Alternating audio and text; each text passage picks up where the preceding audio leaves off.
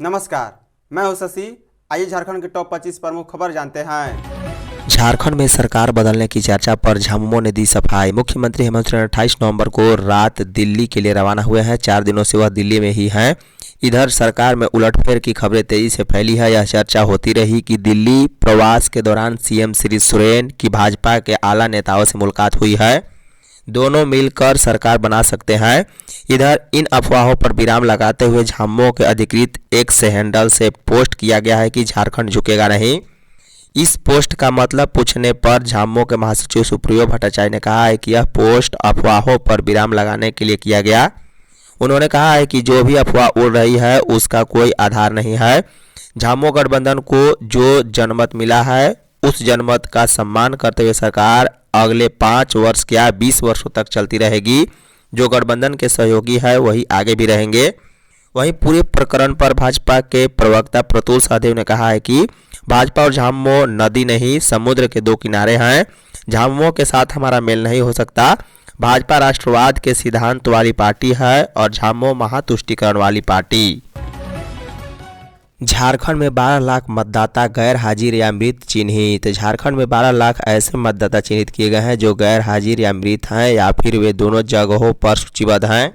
इसका खुलासा पैतृक मैपिंग में हुआ है। मुख्य निर्वाचन पदाधिकारी के रवि कुमार ने मंगलवार को कहा है कि राज्य में वर्तमान मतदाता सूची के मतदाताओं को पिछले विशेष गहन पुनरीक्षण की मतदाता सूची से 1,61,55,740 मतदाताओं को मैपिंग पूरी की जा चुकी है। मुख्य निर्वाचन पदाधिकारी मतदाताओं को पैतृक मैपिंग को लेकर विधानसभा के ईआरओ और सभी उप निर्वाचन पदाधिकारियों के साथ बैठक कर रहे थे। उन्होंने कहा है कि पिछले एसआईआर के बाद दूसरे राज्य से आए लोगों की मतदाता सूची से मैपिंग में कई प्रकार की कठिनाइयां हो रही है, खासकर वैसे मतदाता जो पिछले एसआईआर वाली सूची में शामिल थे। इसलिए उन मतदाताओं का संबंधित राज्य की सीईओ वेबसाइट या भारत निर्वाचन आयोग की वेबसाइट का उपयोग करते हुए मैपिंग सुनिश्चित करें ताकि यह परेशानी खत्म हो और 2 जगह सूचीबद्ध नाम भी हटाया जा सके। रिम्स में फर्जीवाड़ा कर नामांकन लेने वाली छात्रा का दाखिला रद्द। रिम्स में इसी साल एमबीबीएस में दाखिला लेने वाली छात्रा काजल का नामांकन रद्द कर दिया गया है। काजल ने फर्जी प्रमाण पत्र पेश कर अनुसूचित जाति कोटे से रिम्स में दाखिला लिया था। दस्तावेजों में गड़बड़ी सामने आने के बाद रिम्स प्रबंधन ने उसे 20 नवंबर को निलंबित कर दिया था। रिम्स प्रबंधन की जांच में यह खुलासा हुआ है कि नीट यूजी 25 में काजल के एडमिट कार्ड और एस्कोर्ट कार्ड में श्रेणी ओबीसी दर्ज है, जबकि उसमें जेसीईबीसी के माध्यम से एससी श्रेणी की रैंक 1 के आधार पर एमबीबीएस सीट हासिल की है। वहीं एडमिट कार्ड की प्रति मांगने पर छात्रा ने उसके खो जाने की बात कही, जिससे संदेह और गहराया हुआ है। इसके बाद रिम्स ने 13 अक्टूबर को जाति प्रमाण पत्र की सत्यापन जांच को जेसीईबी और गिरिडीह सीईओ से अनुरोध किया। जांच में प्रमाण पत्र गलत पाया गया है। केजरीवाल से जुड़े 12 ठिकानों पर ईडी के छापे। प्रवर्तन निदेशालय ने रांची के चर्चित चार्टर्ड अकाउंटेंट नरेश कुमार केजरीवाल से जुड़े 12 ठिकानों पर मंगलवार की सुबह छापेमारी की है, जिसमें विदेशी मुद्रा लेन देन अधिनियम के उल्लंघन में एक साथ की गई कार्रवाई में 65 लाख नगद और 55 लाख के सोना चांदी बरामद किए गए। डिजिटल डिवाइस कंपनियों से जुड़े दस्तावेज भी जब्त किए हैं। यह कार्रवाई रांची समेत मुंबई और सूरत में की गई। ईडी अफसरों के मुताबिक आयकर विभाग की रिपोर्ट के आधार यह दबिश दी गई। साक्ष्य मिले हैं कि सीए ने दुबई, यूएसए समेत कई देशों में फेमा का उल्लंघन कर अरबों रुपए भेजे हैं। बता दें, राज्य के पूर्व स्वास्थ्य सचिव डॉक्टर प्रदीप कुमार जब ईडी कार्रवाई कर रही थी तब भी केजरीवाल का नाम आया था। उन्होंने डॉक्टर प्रदीप के बचाव में फर्जी दस्तावेज बनाए थे। वहीं बरियातू में सेना की जमीन खरीद में भी नाम आया था। सीए केजरीवाल ने पत्नी माया के नाम पर भी प्लॉट खरीदा था। झारखंड के हाई और प्लस 2 स्कूलों में एआई की पढ़ाई। झारखंड के हाई स्कूलों और प्लस 2 स्कूलों में कृत्रिम बुद्धिमत्ता एआई की पढ़ाई कराई जाएगी। इसे लेकर झारखंड शिक्षा परियोजना परिषद ने सभी संबंधित स्कूलों से अपील की है। इसके तहत कहा गया है कि संबंधित स्कूल निर्धारित योजना के अनुसार एआई समर्थ कक्षाएं नियमित रूप से संचालित करे और अपने अनुभव और सुझाव साझा करे। योजना के अनुसार एआई समर्थ साक्षरता पहल है। इसी महीने से ही 9वीं से 12वीं तक सप्ताह में 2 दिन 1-1 घंटे क्लास अनिवार्य और नियमित रूप से ली जाएगी। कक्षाओं में कोई परेशानी न आए इसे लेकर शिक्षकों और छात्रों के बीच एआई की जागरूकता के लिए कई कार्य किए जा रहे हैं। जिलों में चल रहे सीपीडी प्रशिक्षण कार्यक्रम के माध्यम से भी कृत्रिम बुद्धिमत्ता को लेकर आवश्यक प्रशिक्षण दिया जा रहा है। इसके माध्यम से एआई को समझने और उसके उपयोग पर आलोचनात्मक रूप से विचार करने और जिम्मेदारी तरीके से अपनाने को प्रेरित करना है। झारखंड मौसम, आने वाली हवा बढ़ाएगी कनकनी। झारखंड में बुधवार से सर्द हवा का सिलसिला तेज होगा। मौसम विभाग ने अगले 4 दिनों में न्यूनतम तापमान में 3 से 5 डिग्री तक की गिरावट आने की चेतावनी जारी की है। इसके साथ ही सुबह और रात में कनकनी बढ़ जाएगी। वहीं दिन का अधिकतम तापमान भी 2 से 3 डिग्री तक नीचे जाने का आसार है। गत दिनों बंगाल की खाड़ी में समुद्री तूफान दिउआ के कमजोर पड़ने के बाद झारखंड समेत पूर्वी भारत में हवा का रुख बदल गया है। इससे झारखंड की ओर आने वाली सर्द हवा कमजोर पड़ गई है।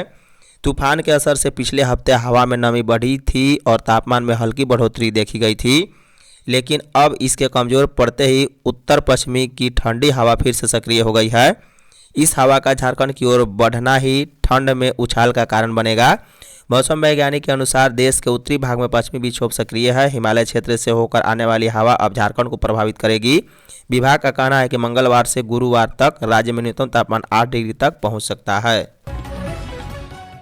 बिजली दरों में वृद्धि का प्रस्ताव जन विरोधी। झारखंड बिजली वितरण निगम लिमिटेड द्वारा आगामी वित्तीय वर्ष के लिए बिजली दरों में भारी बढ़ोतरी के प्रस्ताव तैयार किए जाने पर भाजपा ने सरकार की नीतियों पर सवाल उठाए हैं। भाजपा के प्रदेश प्रवक्ता प्रतुल सहदेव ने कहा है कि प्रस्ताव दरें आम उपभोक्ता, किसानों, छोटे दुकानदारों और उद्योगों के लिए अतिरिक्त आर्थिक दबाव पैदा करेगी। प्रतुल ने कहा है कि प्रस्ताव के अनुसार ग्रामीण घरेलू उपभोक्ताओं की दर 6 रुपये 70 पैसा प्रति यूनिट से बढ़ाकर 10 रुपये 20 पैसा प्रति यूनिट और शहरी घरेलू उपभोक्ता की दर 6 रुपये 85 पैसा से बढ़ाकर 10 रुपये 30 पैसा प्रति यूनिट किए जाने की संभावना है। इसके साथ ही मासिक फिक्स चार्ज और कमर्शियल श्रेणी की दरों में भी उल्लेखनीय बढ़ोतरी का अनुमान है। प्रतुल सहदेव ने किसानों के लिए लगभग 60% तक की प्रस्तावित वृद्धि को सबसे गंभीर बताते हुए कहा है कि इससे कृषि लागत बढ़ेगी और उत्पादन पर सीधा असर पड़ेगा।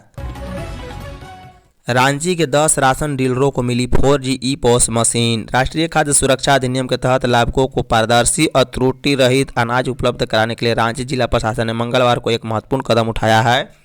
डीसी मंजूनाथ भयंत्री ने समाहरणालय सभागार में रांची शहरी क्षेत्र के 10 राशन डीलरों को 4G ई-पॉस मशीन वितरित की है। मौके पर विशिष्ट अनुभाजन पदाधिकारी मोनी कुमार, जिला आपूर्ति पदाधिकारी राम गोपाल पांडे और जिला संपर्क पदाधिकारी सहित विभाग के अन्य अधिकारी और राशन डीलर उपस्थित रहे। डीसी ने कहा है कि जिला प्रशासन का लक्ष्य अंतिम छोर तक पारदर्शी तरीके से अनाज पहुंचाना है। उन्होंने बताया है कि नई 4G ई-पॉस मशीनें आधार प्रमाणीकरण, रियल टाइम ट्रांजैक्शन और स्टॉक मॉनिटरिंग जैसी सुविधाओं से लैस है। झारखंड के 28 नए डीएसपी समेत 35 अफसरों का ट्रेनिंग शुरू। झारखंड पुलिस अकादमी हजारीबाग में झारखंड लोक सेवा आयोग द्वारा चयनित 28 पुलिस उपाधीक्षक, 1 झारखंड गृह रक्षा वाहिनी, 2 कराधीक्षक और 4 प्रावेशन अधिकारी का बुनियादी प्रशिक्षण मंगलवार से शुरू हो गया। राज्य भर से पहुंचे इन पदाधिकारियों ने पहले दिन challenges in improving the image of police विषय पर आयोजित सेमिनार में भाग लिया। कार्यक्रम का उद्घाटन अकादमी परिसर स्थित सभागार में हुआ। अकादमी पुलिस प्रशिक्षण के लिए देश भर में अपनी पहचान रखती है और यहाँ प्रशिक्षु अधिकारी को व्यवहारिक, शारीरिक, कानूनी और नेतृत्व क्षमता विकसित करने पर विशेष जोर दिया जाता है। पुलिस सेवा, संवेदनशीलता और निष्पक्षता का दायित्व आर.के. मलिक। सेमिनार में झारखंड पुलिस सेवा के पूर्व महानिदेशक आर.के. मलिक ने विभिन्न पहलुओं पर प्रशिक्षुओं को मार्गदर्शन दिया है। पूर्वी सिंहभूम में 17,291 दिव्यांग पंजीकृत। पूर्वी सिंहभूम जिले की ओर से दिव्यांगजन सुविधा और सहयोग की बड़ी तस्वीर सामने आई है। जिले में अब तक 17,291 दिव्यांगजन का पंजीकरण हुआ है, जिसमें से 15,292 लोगों को यूनिक दिव्यांग पहचान पत्र जारी कर दिया गया। यह पहचान पत्र उन्हें सरकारी योजनाओं, पेंशन और अन्य सहायता से सीधे जोड़ने में मदद करता है। जिले में सबसे अधिक मामले लोकोमोटर दिव्यांगता के दर्ज हुए हैं, जिनकी संख्या 7100 है। इसके बाद सुनने में कमी और बौद्धिक दिव्यांगता 2019 मुख्य श्रेणियों में शामिल है। इसके अलावा अंधत्व में 1583 और मानसिक बीमारी में 1419, सेरेब्रल पॉल्सी में 224 और बहुत दिव्यांगता में 491 जैसी श्रेणियां भी बड़ी संख्या में दर्ज हुई है। भोजपुरी गायक भरत शर्मा को 2 साल की सजा। फर्जी कागजात के सहारे आयकर विभाग से 7,82,529 रुपये का रिफंड लेने के चर्चित मामले में मंगलवार को धनबाद सीबीआई के विशेष न्यायिक दंडाधिकारी अभिजीत पांडे की अदालत ने मंगलवार को अपना फैसला सुना दिया। कोर्ट ने मामले के नामजद अभियुक्त भोजपुरी गायक भरत शर्मा व्यास और मोगमा एरिया ऑफिस के अकाउंटेंट सत्यवान राय और LIC एजेंट नमिता राय को दोषी करार देते हुए 2 वर्ष कैद और 5,000 रुपये जुर्माना की सजा सुनाई है। फैसला सुनाए जाने के बाद अदालत ने तीनों को ऊपरी अदालत में क्रिमिनल अपील याचिका दायर करने के लिए अंशकालिक जमानत भी दे दी। फैसला सुनाए जाते समय तीनों अभियुक्त अदालत में सशरीर हाजिर थे। CBI की भ्रष्टाचार निरोधक शाखा ने 23 जून 2004 को इसके विरुद्ध प्राथमिकी दर्ज की थी। SIR का झारखंड में होगा जोरदार विरोध। झारखंड में गहन मतदाता पुनरीक्षण SIR का जोरदार विरोध किया जाएगा। 14 दिसंबर को देश की राजधानी दिल्ली में होने वाली वोट चोर गद्दी छोड़ रैली में प्रदेश के कार्यकर्ताओं की भारी भागीदारी होगी। ये बातें झारखंड प्रदेश कांग्रेस के मीडिया प्रभारी राकेश सिन्हा ने मंगलवार को दी है।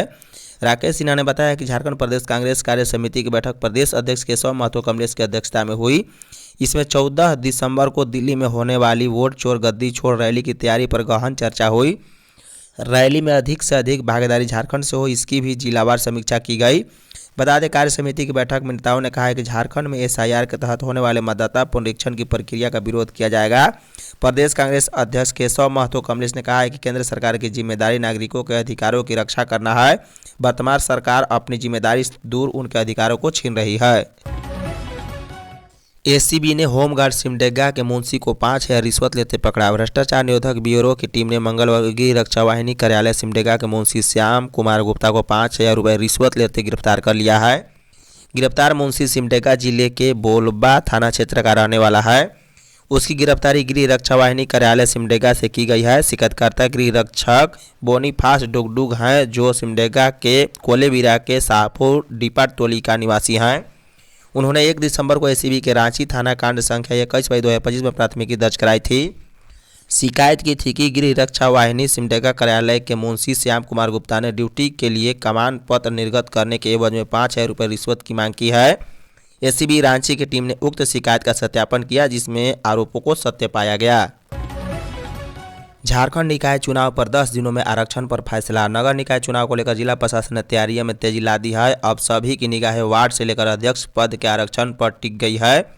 आरक्षण सूची का अंतिम निर्धारण जिला स्तर पर जांच के बाद राज्य निर्वाचन आयोग की स्वीकृति से ही तय होगा। इसी प्रक्रिया को लेकर प्रशासनिक हलकों में गहमागहमी बढ़ गई है। जानकारी के अनुसार वार्डों का प्रारंभिक आरक्षण निर्धारण निकायों से प्राप्त कर लिया गया है। अब जिला स्तरीय कमेटी इसकी गहन जांच में जुटेगी। जांच पूरी होने के बाद उपायुक्त स्तर से यह प्रस्ताव राज्य निर्वाचन आयोग को भेजा जाएगा। वहां अंतिम पड़ताल के उपरांत आरक्षण को मंजूरी दी जाएगी।